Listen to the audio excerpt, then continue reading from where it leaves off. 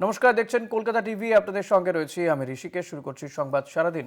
আরাবল্লী নিয়ে সুপ্রিম কোর্টের রায়ের সমর্থনে মুখ খুললেন কেন্দ্রীয় মন্ত্রী ভূপেন্দ্র যাদব।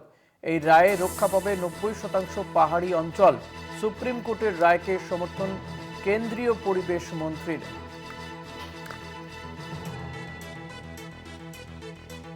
আরাবল্লী নিয়ে সুপ্রিম কোর্টের রায়ের সমর্থনে মুখ খুললেন কেন্দ্রীয় মন্ত্রী ভূপেন্দ্র যাদব। এই রায়ে রক্ষা পাবে 90% পাহাড়ি অঞ্চল।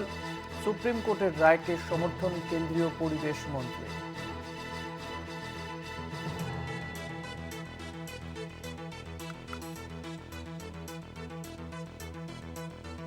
আরাবল্লী পর্বত নিয়ে সুপ্রিম কোর্টের রায়কে স্বাগত, রায়কে সমর্থন করলেন কেন্দ্রীয় মন্ত্রী ভূপেন্দ্র যাদব। এই রায়ে রক্ষা পাবে 90% পাহাড়ি অঞ্চল। সুপ্রিম কোর্টের রায়কে সমর্থन केंद्रीय परिवेश मंत्री।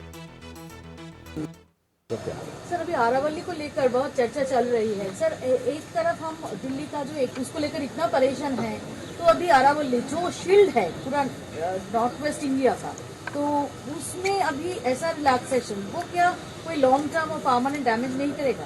अरावली में कोई भी रिलैक्सेशन नहीं दिया गया। पहली बात, अरावली भारत के 4 राज्यों में है, दिल्ली, हरियाणा, राजस्थान, हरियाणा और गुजरात। टोटल अरावली 39 डिस्ट्रिक्ट्स में है। अरावली की पिटीशन 1985 से चल रही है। इस पिटीशन में चलने के बाद अरावली में माइनिंग के स्ट्रिक्ट नियम होने चाहिए, इसके हम भी पूरी तरीके से समर्थन करते हैं।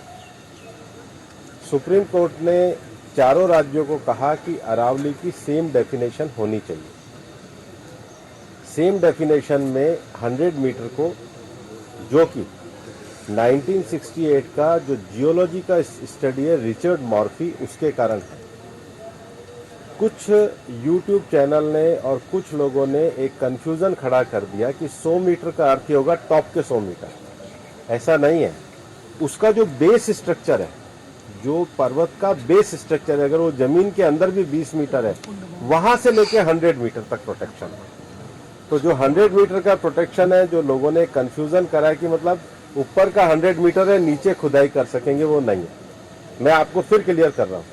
100 मीटर का अर्थ है टॉप 100 मीटर से बॉटम के अंदर तक जो उसका पूरा फैलाव है। पहाड़ी तो ऐसे होती है, तो उसका बॉटम तो बड़ा होता है, जहां तक उसका बॉटम जाएगा वहां से लेके 100 मीटर तक प्रोटेक्शन है। और अगर एक पहाड़ी और दूसरी पहाड़ी के बीच में 500 मीटर का ही गैप है, तो वो जमीन भी अरावली रेंज मानी जाएगी। इस डेफिनेशन के आने के बाद 90% से ज्यादा एरिया प्रोटेक्टेड एरिया में आ गया।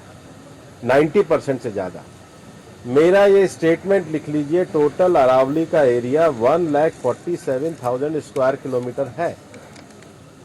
इसके बाद केवल अभी की जो मेरे पास 39 डिस्ट्रिक्ट है, केवल 217 किलोमीटर, मतलब 2% में ही माइनिंग हो सकती है, और वो भी हर तरीके से नहीं हो सकती। उसके लिए भी सुप्रीम कोर्ट ने डायरेक्शन दिया है कि आपने जैसे सारंडा और झारखंड में एक पूरा पहले माइनिंग प्लान बनाया है, वो प्लान तैयार करिए।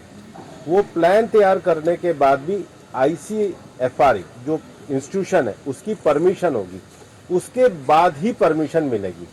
दिल्ली में कोई भी माइनिंग अलाउ ही नहीं है, ना होगी।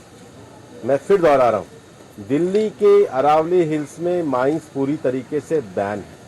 अरावली में लगभग 20 से ज्यादा फॉरेस्ट रिजर्व प्रोटेक्टेड एरिया वो एज इट इज रहेंगे। तो reserve area, protected area, even 100 metre भी पहले क्या होता था, जो लोगों ने करा था कि टॉप को छोड़ के नीचे खुदाई करते थे, तो वो एक तरीके से उसके चारों तरफ करते थे। अब वो भी नहीं कर सकेंगे। तो मुझे लगता है सुप्रीम कोर्ट ने जो निर्णय दिया है, ministry of environment, survey of India, geological survey of India, और जियोलॉजिकल सर्वे ऑफ इंडिया में जो इंटरनेशनल स्टैंडर्ड है रिचर्ड मार्फी, उसको दिया है। उसके बाद भी मामला सुप्रीम कोर्ट में है। हम पूरी तरीके से सहयोग करने के लिए तैयार हैं। पिछले 2 साल से लगातार स्वयं प्रधानमंत्री जी ने अरावली में वृक्षारोपण किया है। ये सरकार पिछले 2 साल से ग्रीन अरावली का मूवमेंट चला रही है। मैंने खुद ने पिछले दिनों उदयपुर में सारे DFOs की, मतलब चारों जिलों के 39 DFO की मीटिंग करी है। हम हर डिस्ट्रिक्ट में अरावली की नेटिव स्पीशीज का एक नर्सरी लगा रहे हैं। हम ग्रीन अरावली के लिए प्रतिबद्ध हैं। ये एक झूठ फैलाया जा रहा है और सबसे बड़ी बात है कि ये जो रिपोर्ट है ये 2006 से राजस्थान में ऑलरेडी लागू है। इसमें कुछ भी एडिशन नहीं किया गया है, बल्कि अरावली के टॉप से लेके और जमीन तक, मतलब जमीन से पूरा ऊपर 100 जो स्ट्रक्चर है वो सारा प्रोटेक्टेड की श्रेणी में आता है। सर